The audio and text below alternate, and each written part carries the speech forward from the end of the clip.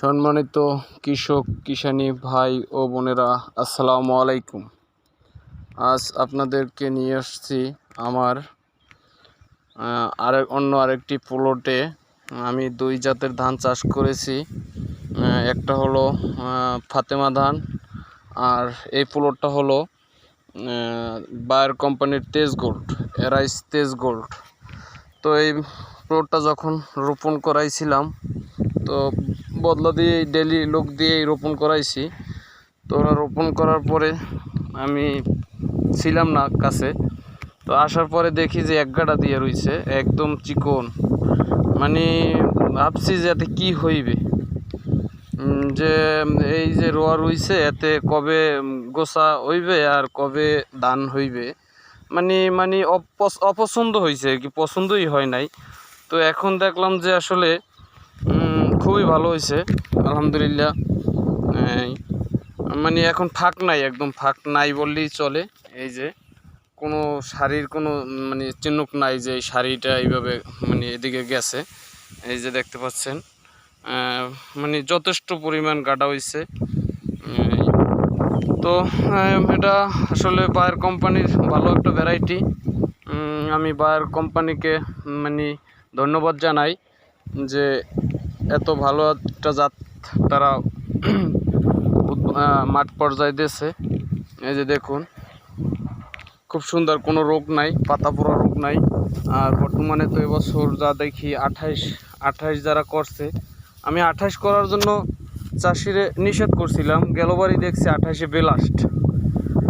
অনেক চাষি ধান ঘরেই তুলতে পারেনি আর কি, ব্লাস্টের আক্রমণের কারণে। তো এবার সকল চাষিরে, আমার এই মাঠে যত চাষি আছে সকল চাষিরে আমি 28 ধান করতে নিষেধ করেছিলাম। এই যে আমার এই হলো তেজ গোল্ড, এই হলো 28। দেখুন, পাশাপাশি জমি, একই জমি, মানে আলাদা প্লট। এই যে যদি দেখায়, এই যে 28-এ পাতা পড়া রোগ, মানে রোয়া খুব সুন্দর হয়েছিল, হওয়ার পরে এইরকম পাতা পড়া লাগিয়ে মানে ব্লাস্ট লাগিয়ে আর কি নষ্ট হয়ে যেতে আছে। এতে মানে কোনো ফলনই আসবে না আর কি, মানে খরচা টাকাটাই আসবে না, এই এমন একটা পর্যায়। এই যে দেখতে পাচ্ছেন, এটা হইলো 28-এর প্লট। এই একই সাথে রোয়া, একই টাইমে বীজ করা। তো সার ঔষধ মাসাল্লাহ আমার চেয়ে কম দেয় নাই, বেশি ছাড়া। তো এই দেখতে পাচ্ছেন যাতে কি ফলন আসবে। মানে গাছের যদি পাতা ঠিক না থাকে, গাছের আসল হলো পাতা দিয়েই মানে ওর পাতা থেকেই ও খাদ্য সংরক্ষণ করে শিকড়ের মাধ্যমে। তো সেই পাতা যদি না থাকে তাহলে বুঝতেই পারছেন যে আসলে এটার ফলন কীরকম হবে। এই খুবই ভয়ানক, এর চেয়েও খারাপ জায়গাও আছে, আমি যদি দেখাই। এই যে দেখেন, এখানে একদম মানে গুছি নাই বললেই চলে। এটা সিট, অন্য ধানের একটা সিট। দেখেন, এই ধানটারে আক্রমণ খুব কম করছে। এটা অন্য জাতের, যে কোনো অন্য একটা জাতের ধান, যার কারণে ওরা আক্রমণ করতে পারে নাই। কিন্তু 28-এর পরিস্থিতি খুবই খারাপ। তো 28 যে করছে তারা আসলে চালান টাকা নিয়ে ঘরে উঠতে পারে কিনা সন্দেহ আছে। এই দেখতে পাচ্ছেন। তো আমি বাংলাদেশের সকল চাষিদের মানে আমি একটা কথা বলতে চাই, আসলে আপনারা কেউ সামনের মৌসুমে, এবছর তো আসলে বড় মৌসুম শেষের পথে, এবার তো আর কেউ রোপণ করবে না। তো আগামী বছর আল্লাহ বাঁচাই রাখলে কেউ আপনারা 28 করবেন না। 28 ছাড়া ভালো ভালো জাত আছে, 29 আছে, 29-এ ব্লাস্ট নাই, ফলনও 28-এর চেয়ে ভালো, কিন্তু একটু সময়কাল বেশি হলে আউগারি বীজ করলে আর কি 28-এর লগই আসে। 28-এর চেয়ে যদি 1 সপ্তাহ 15 দিন আগে বীজ করা যায় তাহলে 28-এর সমানই আসে। এই 28 কেউ চাষ করেন না, 28-এ খুব রোগ, ব্লাস্টের আক্রমণ, একদম রৌদ্রের তাপমাত্রা বেশি থাকলে এই সমস্যাটাই বেশি হয়। তো ওরা 28-এ রৌদ্রের তাপমাত্রা সহ্য করতে পারে না। এই দেখতে পাচ্ছেন, এই যে কি পরিস্থিতি, রোয়ায় থোড়া এসে গেছে। এই যে যেটা ভালো গুছি আছে, আমি যদি দেখাই, এই যে গুছিটা ভালো, কিন্তু এটাই আক্রমণ হয় নাই, মানে কম হয়েছে আর কি, বেরোতে পারে না। এই যে থোড়াই গেছে, এই এটার ভিতরে থোর, মানে ধান গলায় গলায় এসে গেছে। তাহলে গলায় গলায় এসে গেছে আর 7-8 দিনের ভিতরে ধান বাইরেই যাবে, তাহলে ওতে আর কী ধান হইবে? এই অবস্থা। তো সকল চাষিকে বলবো যে আপনারা কেউ 28 ধান চাষ করেন না। আর এই রোগের পরে আমি এই প্লটটায় হেক্সাকোনাজল গ্রুপের ঔষধ স্প্রে করাইছি। স্প্রে করার পর একটু পরিবর্তন আসলো ভাই। মানে একটা দাগকলে পড়ে গেলে ওই দাগকল এড়িয়ে উঠতে অনেক সময়, এই সময় তো আর রোয়ায় দেবে না, রোয়ার তো টাইম, ওর যে সময় ওই সময়ের ভিতরেই মানে ফলন দিয়ে দেবে। তো ওটার সারতে সারতে আর কি ওর ধান গলায় গলায় এসে গেছে, এর কাঙ্ক্ষিত ফলন পাবে না বললেই চলে। তো এই পরিস্থিতি। আর এই পাশাপাশি আমার ক্ষেত, আমি তেজ গোল্ড করছি এইটায়। এই হলো তেজ গোল্ড। এই যে দেখেন কোনো একটা পাতা পোড়া রোগ নাই, একেবারে গোড়ার পাতা পর্যন্ত মনে করেন সবুজ বর্ণ আছে, এই গোড়ার পাতা পর্যন্ত। এই খুব সুন্দর। আর এখানে আমি অল্প একটু জায়গায়, আমার ওই পাশে বেশি করছি আমি ফাতেমা। তো এখানে বীজ ওখানে ওই বেশি প্লট, যে বড় প্লট 2 একরের একটা প্লট, ওই প্লটে রোয়ার পরে বীজ ওপর ছিল, সেই বীজ থেকে সেই উবড়ে যাওয়া বীজ আমি এখানে রোপণ করছিলাম, এখানে করা 3 জায়গায়।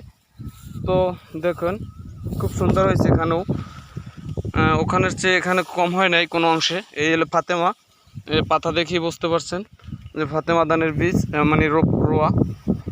আলহামদুলিল্লাহ খুব সুন্দর, এতেও কোনো পাতা পড়ার রোগও নাই এবং ব্লাস্টের কোনো আক্রমণ নাই। এই দেখতে পাচ্ছেন একদম সবুজ বর্ণ। এখানে আমার 3 করা জায়গায় আছে, আর ওই পাশে আমি রোপণ করছিলাম 100 করা, মানে আমাদের অঞ্চলে এই চাউরার মাপের 2% করা রইল যে 80 করা এক কানি। হ্যাঁ, এর এক কানি 20 করা রোপণ করছি ওই পাশে, আর এখানে 3 করা।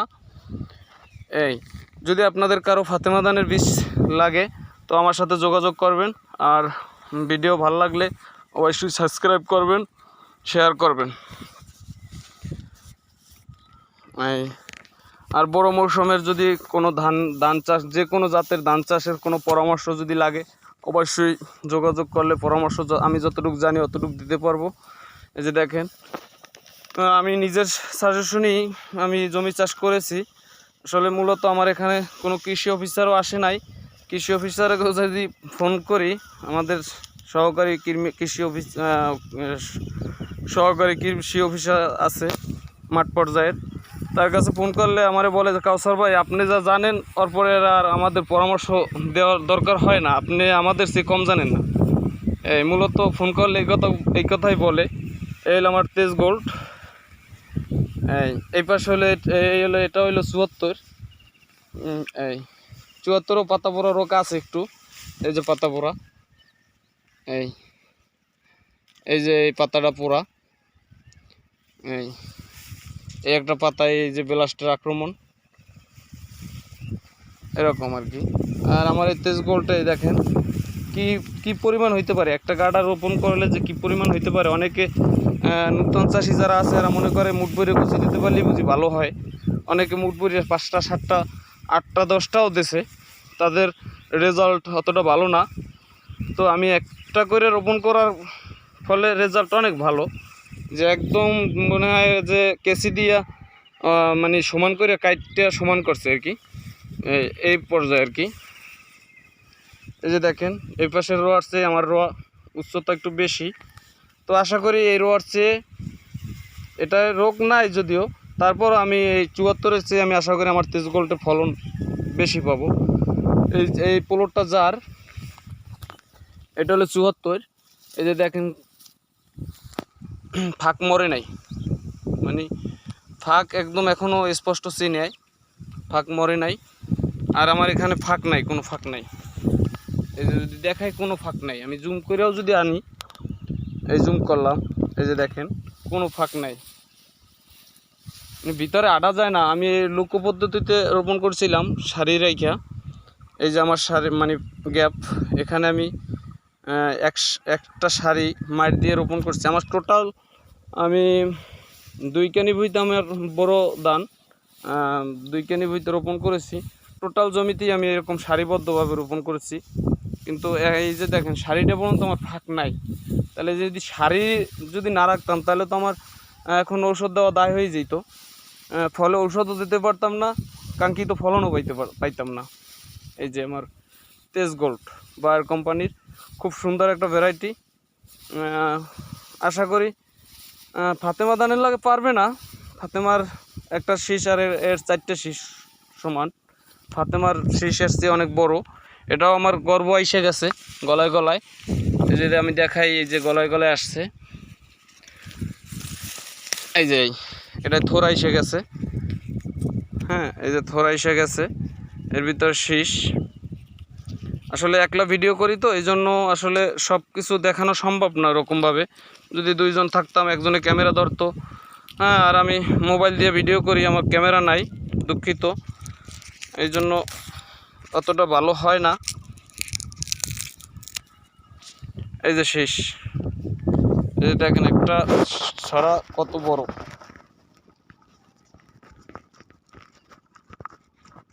এটা হল তেজ গোল্ড।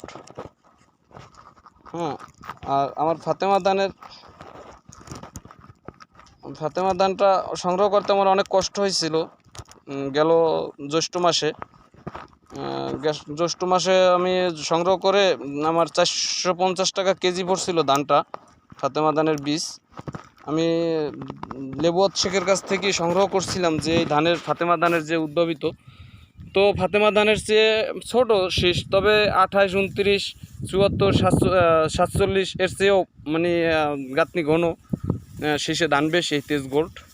আশা করি যারা আমার এই ব্লকে যারা 28 করছে, 47 করছে, তারপরে 74 করছে, এসব ধানের চেয়ে বেবিলন 2 করছে, বেবিলন 3 করছে, এসব ধানের চেয়ে আশা করি আমার এই তেজ গোল্ডের ফলন বেশি আসবে। আর এই তেজ গোল্ডের চেয়েও আমার ফাতেমা ধানের ফলন বেশি আসবে আশা করি।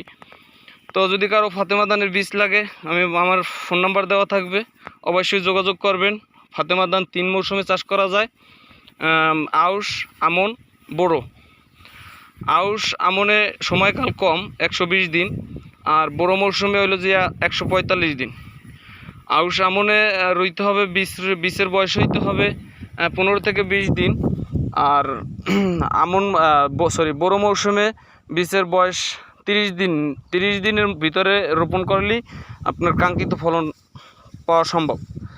আর যদি 30 দিন প্লাস হয়, তাহলে যত দিন প্লাস হবে ওই হারে আর কি ফলন কমে আসবে।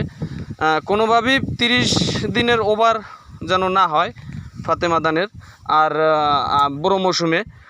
আর এই যে দেখেন মাজরায় ডিম পারছে, পর্দার ডিম। এই ডিমটা আমি নষ্ট করে দিলাম। এরকম আসলে এবছর যা দেখি আর কি, মাজরাই বেশি আক্রমণ। তো আমি আমার ক্ষেতে মাজরার আক্রমণ নাই বললেই চলে। আমি ঔষধ দিছি মাজরার 3 বার এই পর্যন্ত, আশা করি আর দেব না। ধান গলায় শীষা এসে গেছে। তো আমি মাজরার কি ঔষধ দিবেন, কোন ঔষধে ভালো কাজ করে, তো আমি ভিডিওতে বললাম না। তো যদি কারো প্রয়োজন হয়, আমার ফোন নাম্বারে যোগাযোগ করে জেনে নিতে পারেন যে আসলে কোন ঔষধটায় মাজরার জন্য ভালো কাজ করে। তো আমি কাউসার হাওলাদার, আমি সকল কৃষি কাজে যুক্ত আছি, যেমন ধান চাষ, ডাল চাষ, তারপরে আমি লতিরাজ কচুর একটা প্লট করছি, ওটারও আমি ভিডিও দেব। লতিরাজ অন, নাটোরের লতিরাজ অন, ওটারও ব্যাপক চাহিদা আছে। যদি লতিরাজ কচুরও একটা ভিডিও করব, আমি ভিডিও দেব অল্পতেই। তো আপনাদের কোনো সমস্যা থাকলে যোগাযোগ করবেন আমার সাথে। তো ভিডিওটা ভালো লাগলে লাইক, কমেন্ট, সাবস্ক্রাইব। ঠিক আছে, আল্লাহ হাফেজ। সবাই ভালো থাকবেন, সুস্থ থাকবেন।